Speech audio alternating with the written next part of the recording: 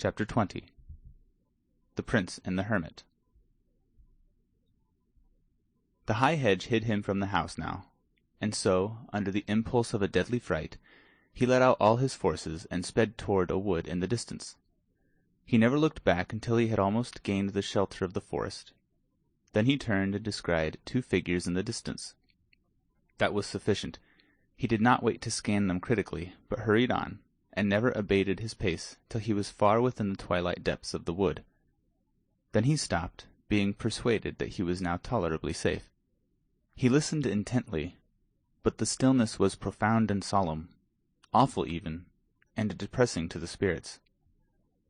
At wide intervals his straining ear did detect sounds, but they were so remote and hollow and mysterious that they seemed not to be real sounds, but only the moaning and complaining ghosts of departed ones.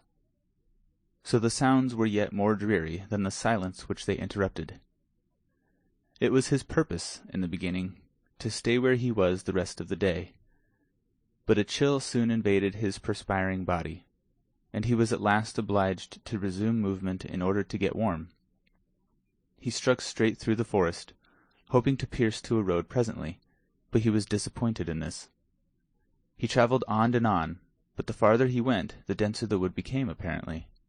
The gloom began to thicken by and by, and the king realized that the night was coming on. It made him shudder to think of spending it in such an uncanny place, so he tried to hurry faster, but he only made the less speed, for he could not now see well enough to choose his steps judiciously. Consequently he kept tripping over roots and tangling himself in vines and briars.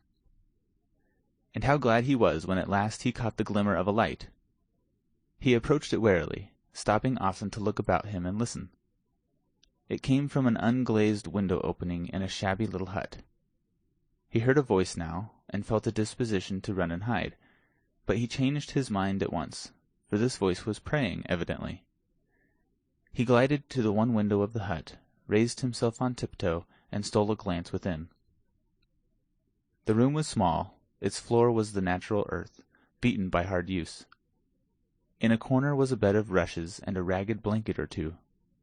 Near it was a pail, a cup, a basin, and 2 or 3 pots and pans. There was a short bench and a 3-legged stool. On the hearth the remains of a faggot fire were smouldering. Before a shrine, which was lighted by a single candle, knelt an aged man, and on an old wooden box at his side lay an open book and a human skull. The man was of large, bony frame. His hair and whiskers were very long and snowy white. He was clothed in a robe of sheepskins, which reached from his neck to his heels. "A holy hermit," the king said to himself. "Now am I indeed fortunate." The hermit rose from his knees. The king knocked. A deep voice responded, "Enter, but leave sin behind, for the ground whereon thou shalt stand is holy." The king entered and paused. The hermit turned a pair of gleaming, unrestful eyes upon him and said, "Who art thou?" "I am the king," came the answer, with placid simplicity. "Welcome, king," cried the hermit, with enthusiasm.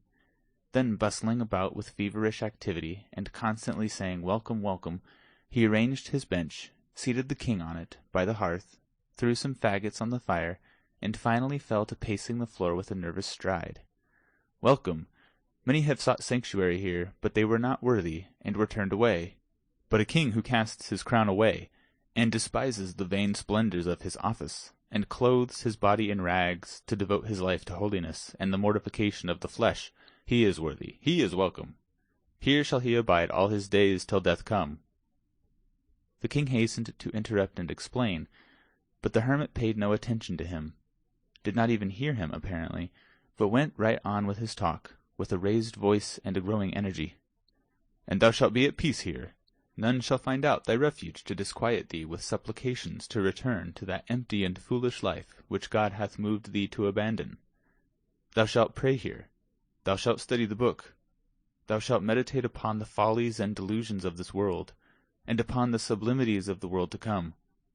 Thou shalt feed upon crusts and herbs, and scourge thy body with whips, daily, to the purifying of thy soul. Thou shalt wear a hair shirt next thy skin. Thou shalt drink water only. And thou shalt be at peace, yes, wholly at peace, for whoso comes to seek thee shall go his way again, baffled. He shall not find thee, he shall not molest thee. The old man, still pacing back and forth, ceased to speak aloud, and began to mutter. The king seized this opportunity to state his case, and he did it with an eloquence inspired by uneasiness and apprehension. But the hermit went on muttering, and gave no heed. And still muttering, he approached the king and said impressively, "Shh! I will tell you a secret." He bent down to impart it, but checked himself, and assumed a listening attitude. After a moment or two he went on tiptoe to the window opening, put his head out, and peered around in the gloaming. Then came tiptoeing back again, put his face close down to the king's, and whispered, "I am an archangel." The king started violently, and said to himself, "Would God I were with the outlaws again, for lo, now I am the prisoner of a madman." His apprehensions were heightened, and they showed plainly in his face. In a low, excited voice the hermit continued, "I see you feel my atmosphere. There's awe in your face. None may be in this atmosphere and not be thus affected, for it is the very atmosphere of heaven. I go thither and return, in the twinkling of an eye. I was made an archangel on this very spot, it is 5 years ago, by angels sent from heaven to confer that awful dignity. Their presence filled this place with an intolerable brightness, and they knelt to me, king, yes, they knelt to me, for I was greater than they. I have walked in the courts of heaven, and held speech with the patriarchs. Touch my hand. Be not afraid, touch it. There. Now thou hast touched a hand which has been clasped by Abraham and Isaac and Jacob, for I have walked in the golden courts. I have seen the deity face to face." He paused, to give this speech effect. Then his face suddenly changed, and he started to his feet again, saying with angry energy, "Yes, I am an archangel, a mere archangel. I that might have been pope. It is verily true. I was told it from heaven in a dream, 20 years ago. Ah, yes, I was to be pope, and I should have been pope, for heaven had said it. But the king dissolved my religious house, and I, poor obscure unfriended monk, was cast homeless upon the world, robbed of my mighty destiny." Here he began to mumble again, and beat his forehead in futile rage with his fist, now and then articulating a venomous curse, and now and then a pathetic, "Wherefore I am not but an archangel, that I would have been pope." So he went on for an hour, whilst the poor little king sat and suffered. Then all at once the old man's frenzy departed, and he became all gentleness. His voice softened, he came down out of his clouds, and fell to prattling along so simply and so humanly that he soon won the king's heart completely. The old devotee moved the boy nearer to the fire and made him comfortable, doctored his small bruises and abrasions with a deft and tender hand, and then set about preparing and cooking a supper, chatting pleasantly all the time, and occasionally stroking the lad's cheek or patting his head, in such a gently caressing way that in a little while all the fear and repulsion inspired by the archangel were changed to reverence and affection for the man. This happy state of things continued while the two ate the supper. Then, after a prayer before the shrine, the hermit put the boy to bed, in a small adjoining room, tucking him in as snugly and lovingly as a mother might, and so, with a parting caress, left him and sat down by the fire, and began to poke the brands about in an absent and aimless way. Presently he paused, then tapped his forehead several times with his finger, as if trying to recall some thought which had escaped from his mind.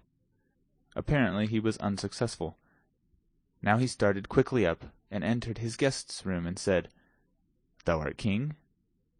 "Yes," was the response, drowsily uttered. "What king?" "Of England." "Of England? Then Henry's gone." "Alack, it is so. I am his son." A black frown settled upon the hermit's face, and he clenched his bony hands with a vindictive energy. Then he stood a few moments, breathing fast and swallowing repeatedly, then said in a husky voice, "Dost know it was he that turned us out into the world houseless and homeless?" There was no response. The old man bent down and scanned the boy's reposeful face, and listened to his placid breathing. He sleeps soundly.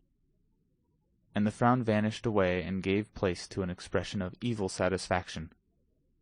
A smile flitted across the dreaming boy's features.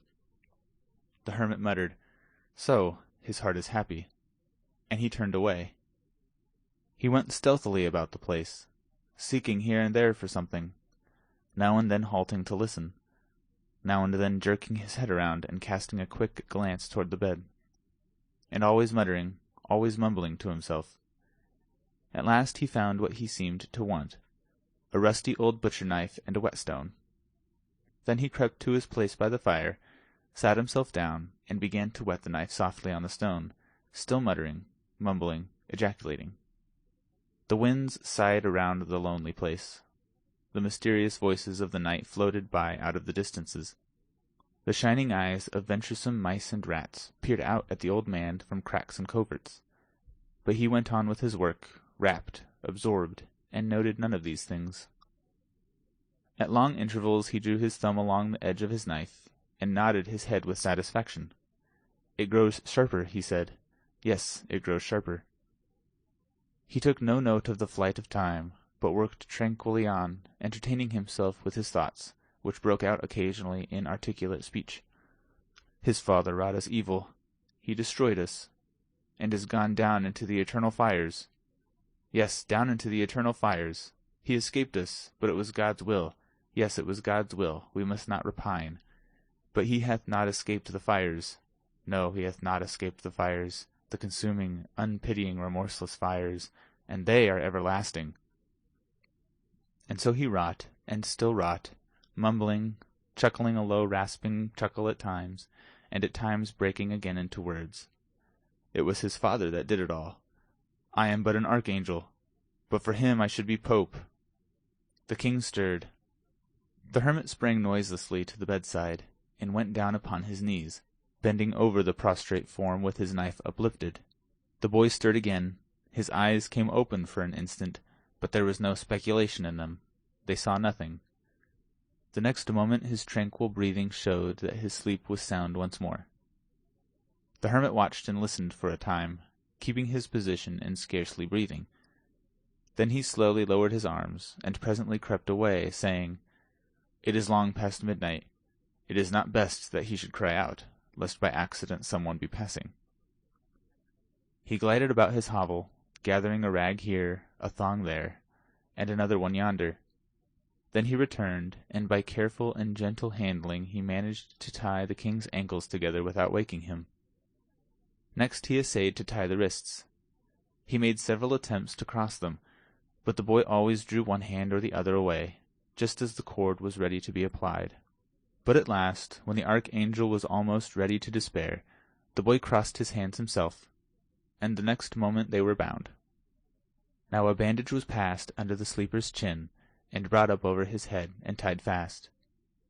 And so softly, so gradually, and so deftly were the knots drawn together and compacted, that the boy slept peacefully through it all without stirring.